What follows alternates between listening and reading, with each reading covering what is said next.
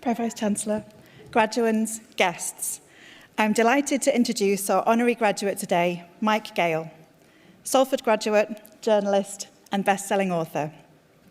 I'm very proud and more than a bit excited to present Mike to you. Mike Gayle was born and raised in Birmingham. After graduating from the University of Salford with a degree in sociology in 1992, Mike moved to London to work as a journalist, writing for a variety of publications, including the Sunday Times, The Guardian, and Cosmopolitan. Mike's unique insight and affable nature found him great success as an agony uncle for teenage girls' magazine Bliss, before becoming features editor on the now much-missed Just 17. Inspired by the letters he received as an agony uncle, Mike wrote and published his first novel, My Legendary Girlfriend, in 1997.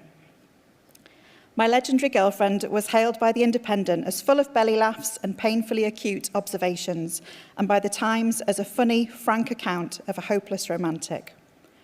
It quickly became a Sunday Times top 10 bestseller and paved the way for extraordinary future success.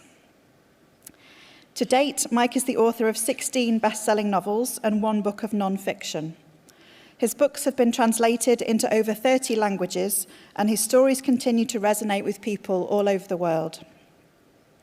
Mike joins the likes of Nick Hornby and Tony Parsons to offer a male view of romance and relationships. And when speaking of his body of work, Mike has likened his writing to pop music. He said, "It's just like pop music in as much as it's immediately accessible, yet touching on all the great themes: love, laughter, hatred and jealousy, without feeling the need to take itself too seriously."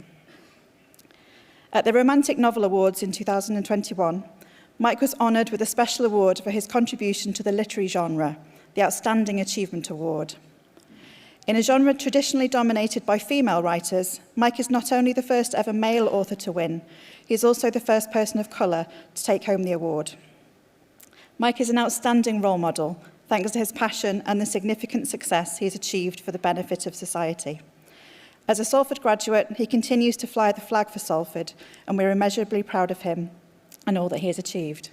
And I'm delighted to present for the degree of Doctor of Literature, Mike Gayle.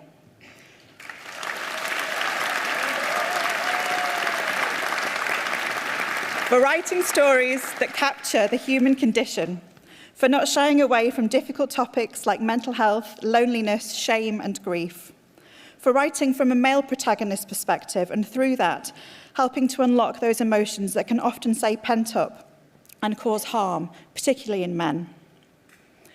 I love reading. I love taking myself out of my own head and being in someone else's life for a bit.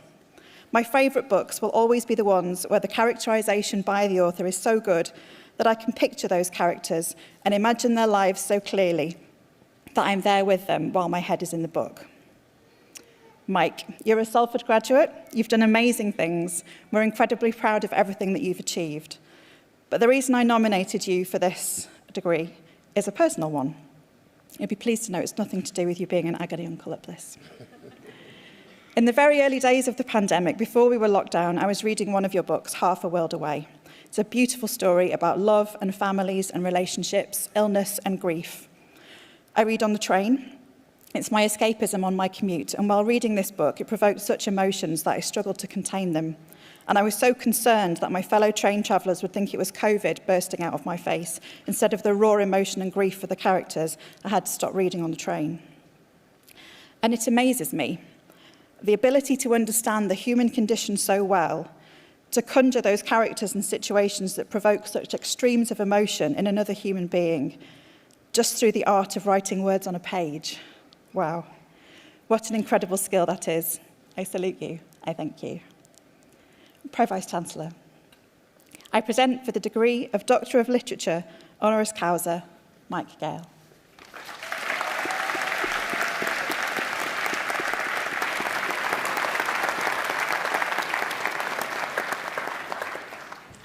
By virtue of the authority invested in me by the University, I admit you to the degree of Doctor of Literature, honoris causa. Congratulations. Thank you.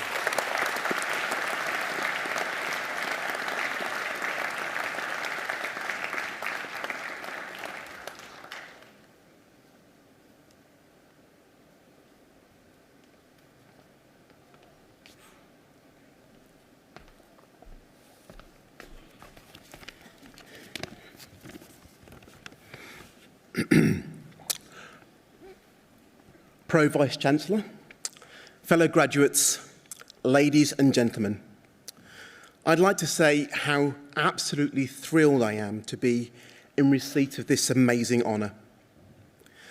I graduated from Salford University with a degree in Sociology 30 years ago this very summer, and never did I imagine, even in my wildest dreams, that one day I might be asked to return to receive such a prestigious award, so thank you. Thanks too to my wife Claire and my children Olivia and Ruby for all their love and support. And thank you, Vicky, for your very kind introduction. Please accept my apologies for making you cry on the train. You'll be pleased to know, however, that you're not alone in being reduced to tears by me on public transportation. 24 years ago, my debut novel, My Legendary Girlfriend, had just been published, and to my amazement, had gone straight into the Sunday Times top 10. Thousands of strangers, not just my proud parents, family and friends, it seemed, were buying my book. And yet, despite lingering on a daily basis near the bookshelves in W.H. Smith and Waterstones, I had yet to see a single person actually buying the book, let alone anyone reading it. Cut to a month later, having been down to London for a meeting with my publisher, I boarded a train to Euston to take me back to my hometown of Birmingham. As the crowded train pulled out of the station, everyone settled down. Some got out laptops and began working. Others pulled out newspapers or magazines and began reading. All was well with the world. Or at least I thought so. Out of the corner of my eye, I noticed a young woman sitting across the aisle from me. She took out a book out of a bag, and I immediately recognised the cover. It was my own novel, My Legendary Girlfriend. I couldn't believe it. Here was an actual, real-life person out in the wild reading my book. And not only was she reading it, but she looked to be about 30 or so pages away from finishing it too. And even though I felt like a little bit of a stalker doing it, the truth was I couldn't take my eyes off her as she began reading. Now, a few times she laughed, which was great because it was meant to be a funny book. But then a few times she pulled a face, which wasn't so good. But I reasoned any reaction is a good reaction. Then finally, after half an hour or so, I watched it all as she turned the final page, and then closing the book, she placed it carefully down on the table and then proceeded to burst into tears. I was stunned. Before this moment, I'd inadvertently reduced women to tears before, but never without saying a single word to them. This was completely new territory for me, and I wasn't quite sure what to do. Part of me obviously wanted to go over and say hello, but even as I thought about it, I couldn't help imagining how freaked out she'd be. Imagine reading an Agatha Christie on the train, only for the elderly lady sitting across to you to lean across and say, "Hello, I'm Agatha Christie." It would be strange, wouldn't it? Not least, of course, because Agatha Christie has been dead for the past 50 years, but you get my point. Aside from the general weirdness of the situation, there's also the fact, as I said earlier, the train was packed to the gills. So there was no way that I'd be able to have this conversation without everyone hearing. And I couldn't imagine anything more embarrassing. Still, I knew this was an opportunity too good to miss. And so, gritting my teeth, I stood up, crossed the aisle, and introduced myself. Me. Hi there. Sorry to disturb you. I couldn't help noticing the book you're reading. I wrote it. I'm Mike Gayle. Woman. Dries her eyes so that she can see me, then looks at me, then looks at the book, carrying my photo, and then back at me. I can't believe it. You're Mike Gayle. Clearly, I'd somewhat taken her by surprise, but despite this, and the fact that everyone in the carriage was now obviously earwigging to our conversation, The young woman and I had a really lovely chat. She said lots of lovely things about my book and how it had made her feel. And to this day, I think it has to be one of my all-time favourite moments of my entire writing career. A career there's every chance might not have happened had it not been for my time at Salford. When I arrived here at Salford 30 years ago, I had a vague notion of wanting to be a social worker or a probation officer, and reasoned that a degree in sociology might be of use to one of these ends. What I hadn't counted on, however, was how my time at Salford, with its proximity to countless Manchester city centre gig venues, would encourage me to develop my love of music. In my first year here, hardly a week went by without me and my friends going to see some band or other, and soon I was dreaming of starting one of my own. Unfortunately, beyond being quite nifty at playing the triangle, I can't actually play any instruments, and outside of the shower, I can't really sing a note either. But I wanted desperately to be part of that world, and so I reasoned that if I couldn't be in a band, then at the very least I could write about them. And so that's what I did. I began writing for SSM, which was the name for Salford Student Magazine, turning out gig reviews. Then later I started a music fanzine called Incredibly Inedible with my friend Jackie Beard, who is also a Salford graduate and is here today. She was studying English and history here at Salford. And together we put a magazine together using a typewriter of all things, paid for with a loan from the university's Alternative Music Society and printed at the university print shop.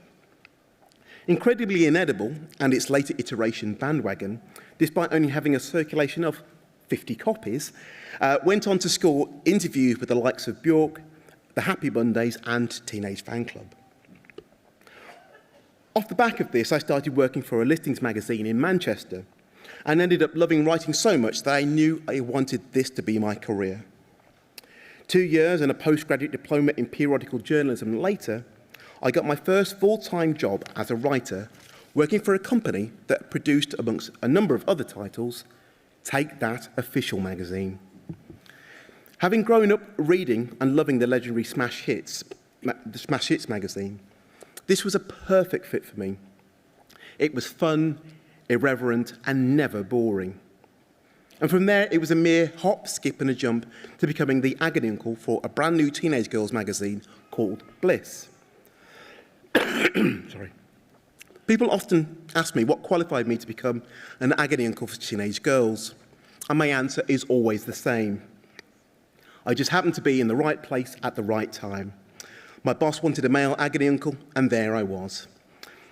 She gave me a few sample questions, and I wrote down my answers, and Dear Mike was born. During my stint as an agony uncle, the best letter I ever received was from a reader who claimed I was her favourite part of the magazine. Yours is the first page I turn to when a new issue comes out, she'd opined, and you always give such great advice. Then she'd added, somewhat mysteriously, I've made a conscious decision to only go out with boys who look like you. Every time I think about this, I have to smile, because it means to me that out there in deepest, darkest Essex, it means that there's a short-sighted, slightly overweight young man who has me to thank for his happiness. It was only after I'd moved on to Just 17 magazine that I thought to myself, my thoughts turned to writing a novel. While I'd enjoyed going on tour with pop stars and writing features entitled How to Make Your Boyfriend Better Looking, I couldn't help wondering if there was anything more. I dusted off my first 30,000 words of the novel that I'd begun when I'd first moved to London and reread them, and while what I'd written was somewhat po-faced, I felt that there was something there worth redeeming. A year, several rewrites, and a move back to Birmingham later, and my book was finished. It was my longest piece of writing since completing my degree dissertation several years earlier. I remember when I sent it out to literary agents being so convinced of my own genius that I figured it would only be a matter of time before someone snapped me up. So it was something of a surprise when about a month later I received the following letter. Dear Mr. Gale, Thank you for your submission, My Legendary Girlfriend. While I enjoyed your depiction of life in bedsitter land, unfortunately, I do not feel this is a novel that I can help you get published. I was heartbroken, but not as heartbroken as I was when I received 2 very similar rejections shortly afterwards. Eventually, however, I found someone who liked it enough to at least send me a detailed list of everything that was wrong with it. Spurred on by this, I wrote another draft and sent it back to them, and thankfully, this time they loved it. And now I had an agent. After working on another draft over the summer of 1997, my agent sent it out to 4 publishers on a Friday afternoon in October. And by the Monday morning, we had 2 offers on the table. And for a week, 2 publishing houses were bidding against each other for the rights to my book. In the end, thankfully, it went to not only the one who offered the most money, which was nice, but also who understood what it was I was trying to say with my work. And I'm proud to say that after nearly a quarter of a century later, I'm still with the same publishers, Hodder and Stoughton. Since those early days, I've written 19 books, had my work optioned for film and TV, judged numerous literary prizes, spoken on TV and radio, and even once came very close to having my own TV show entitled You Need a Dog. It's a long story, but feel free to see me afterwards if you'd like more details. So in conclusion, I think you'll agree the past 30 years for me have been something of a roller coaster ride. Would any of it happened had I not been to Salford University? It's impossible to say. But what I am sure of is that Salford provided me with a firm foundation for which to launch myself into the world. And as you graduates prepare to do the same, it's my hope that you do indeed make an impact on the world at large, in whatever your chosen field. Perhaps one day you too will make grown women cry on trains for all the right reasons. Or at the very least, have the wonderful privilege of seeing firsthand how your work has made a positive difference to the world around you. Thank you.